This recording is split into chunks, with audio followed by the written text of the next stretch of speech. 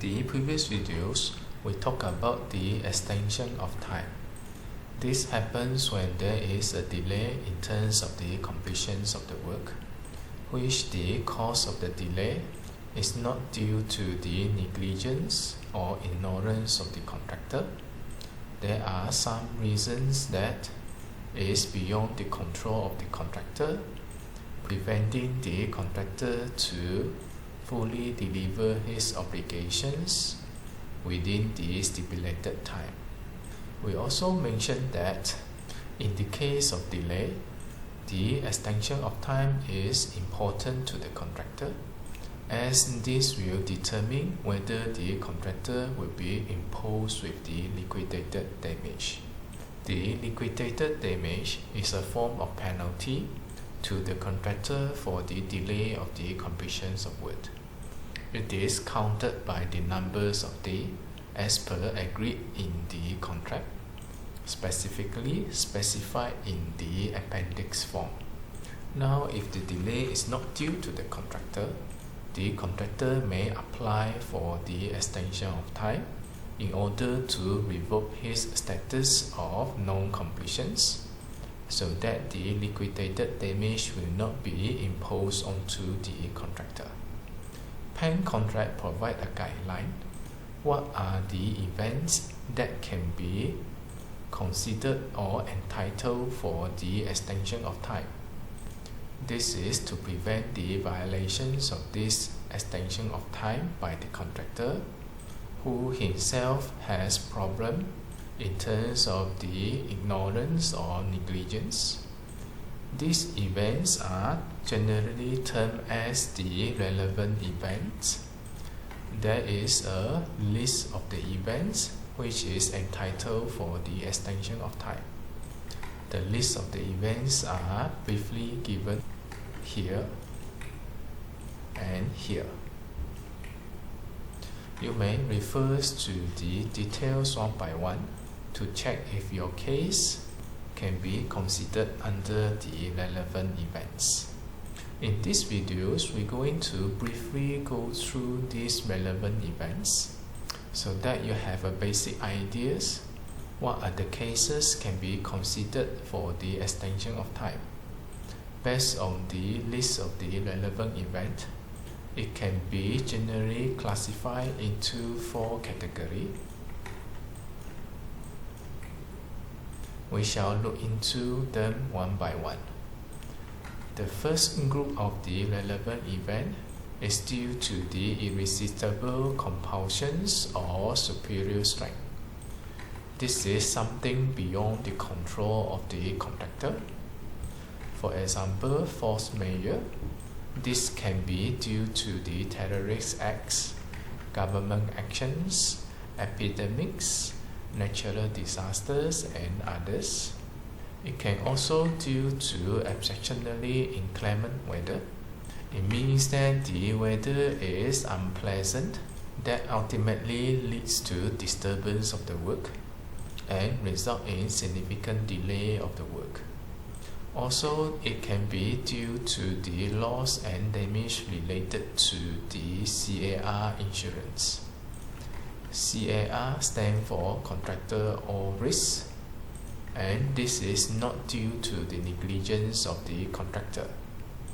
To know what are the damage related to the CAR insurance, you will need to refer to clause 20.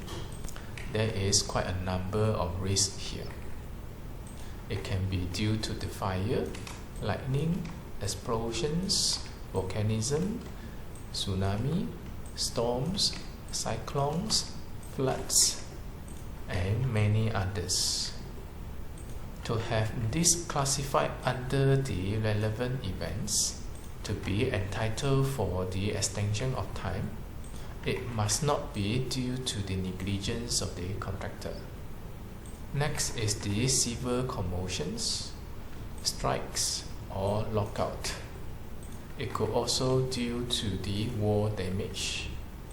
These are related to the political or geopolitical threats. When any of these events happened, it is entirely beyond the control of the contractor, Nobody wishes to have this to happen in their site, but it is irresistible. The event is too large for the contractor to contain it. With that, the extension of time will be allowed. The second category, it will be due to the third parties, particularly delay of somebody else, which subsequently affect the progress of the work of the contractor, and as a result, the work cannot complete on time. This third party can be the architect and also the employer, depending on the situations. First is the delayed architect instructions affecting the work. You know that the contractor will require the instructions from the architect for the work. This is closely related to the claim for the work done that the contractor is entitled for. In the case that there are decisions to be made by the architect, the contractor will need to wait for the architect instructions. The contractor cannot simply assume the intentions of the architect. In the case that the specific intentions is wrongly assumed, the contractor will not be entitled for any claim. Now the problem here is the architect instructions is delayed, and the contractor will have to remind the architect in written request for the decisions. However, even after written request to the architect for the architect instructions, no further instructions was given, and as a result the work is affected. Then the extension of time will be given. This brings to us a understanding that the contractor will need to keep record for all the official communications between the architect and the contractor. You never know. One day you will need these informations to prove your entitlement for the extension of time. That's why it is written here. It must be something written which are traceable. Whenever the contractor is making an official request for the architect instructions, make sure it is done properly in written. The date is clearly stated. It can be through emails, by post, or by handing the written notice to the architect. Make sure a copy is kept as a record for tracing purposes. Next, it will be unjustified opening of the inspections of any works carved out, testing any material goods and executed work. In fact, the architect has the right to request for open up for the inspections. It is especially when the architect have reasonable doubt in terms of the quality of the work. However, this needs to be fully justified. There should be specific reasons to call for the opening up for the inspections.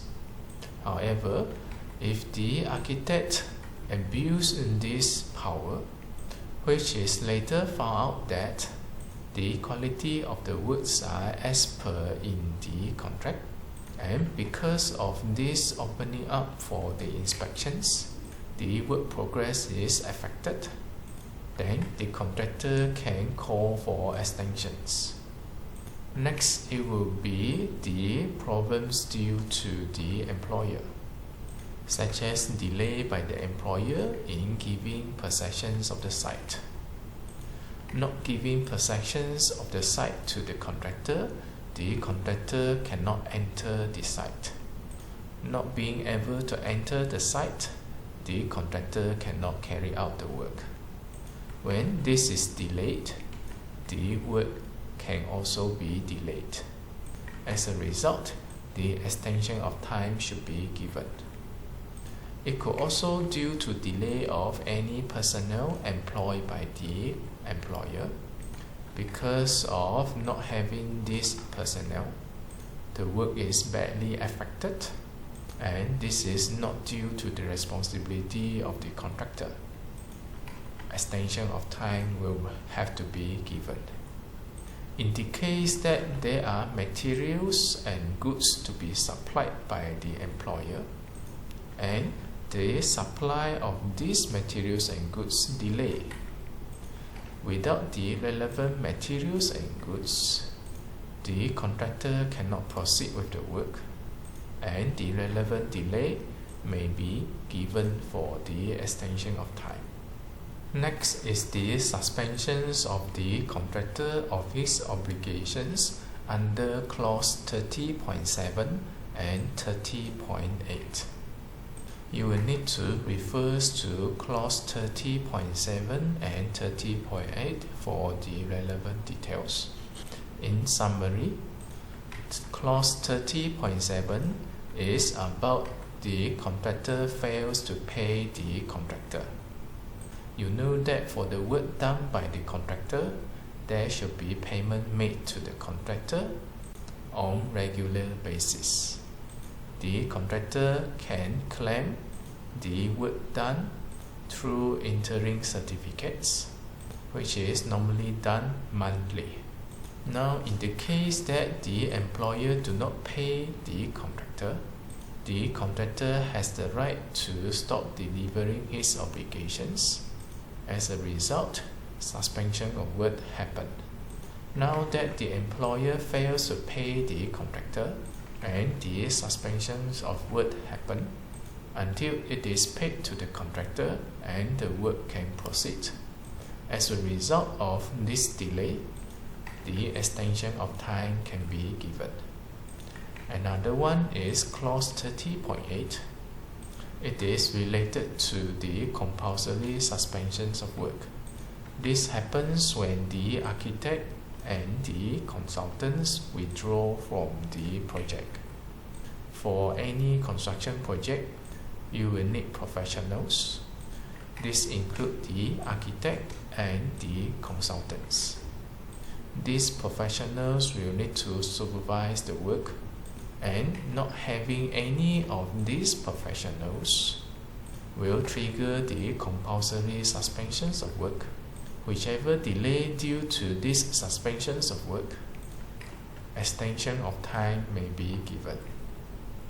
Next one is due to the failure of the employer entry to or delay from the site on time. Sometimes the employer is required to enter the site or exit the site. Should this failure of the employer to enter or to exit the site on time leads to the delay of the work, the extension of time may be given. Or if there any act of breach of contract by the employer, now the responsibility is not due to the contractor, extension of time shall be given. Another case here is when delay due to inaccurate forecast of the provisional quantities. This one go beyond the planning, and it is also can be considered for the EOT. The next category is due to the compliance to the architect instructions, laws, regulations, and other requirements. Under this category, we can still separate it into two groups. The first group is related to the architect instructions. The second group is related to the appropriate authorities and service providers. In the case of compliance to these requirements here, result in the delay of the work, extension of time will be given. For example, compliance with the architect instructions under clause 1.4, which there are discrepancy and divergence between the documents. Now the contractor will have to assure which information is valid, which are to be corrected or omitted. This will require the confirmations from the architects or the consultant. It could be due to the design error, or any problem with the documents. This may involve checking or redesigning certain things, and this takes time. With that, any delay due to this issue is also entitled for EOT. Next is about compliance with architect instructions related to the variations, as well as the postponements or suspensions of the work.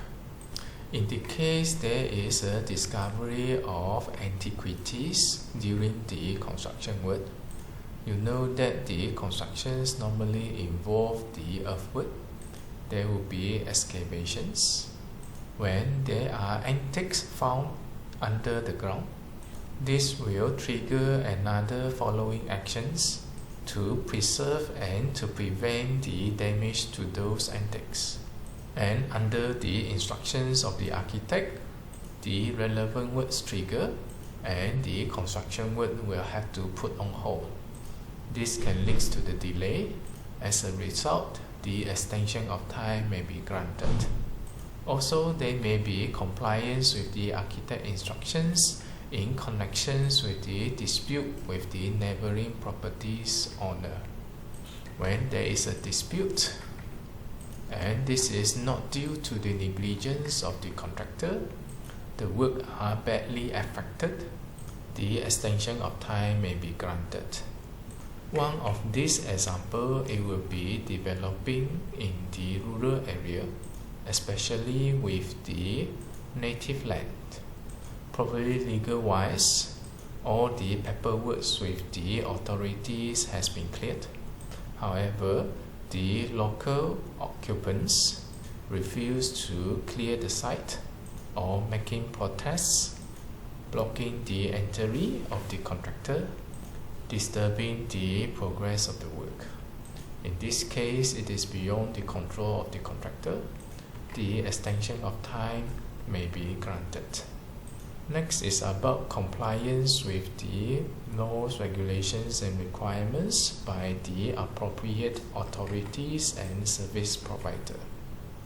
For example, compliance to any change of law, regulations, bylaw, or terms and conditions by any appropriate authorities or service provider.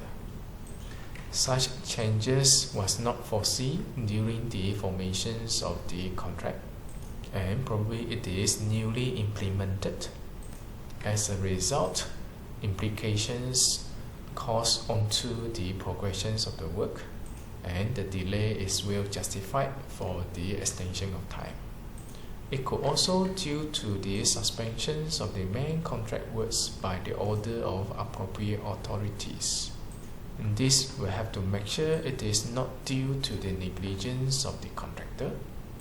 For some reasons, the authorities order for suspensions of the work. It may also due to the delay caused by the appropriate authorities and service provider. Then the contractor can claim for the extension of time. The last category is due to the replacement or reappointment of personnel.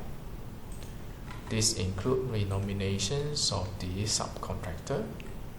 That means this involves a new nominated subcontractor, and the delay can happen during the transitions between the original nominated subcontractor and the new subcontractor. Or it can be due to the appointment of a replacement person.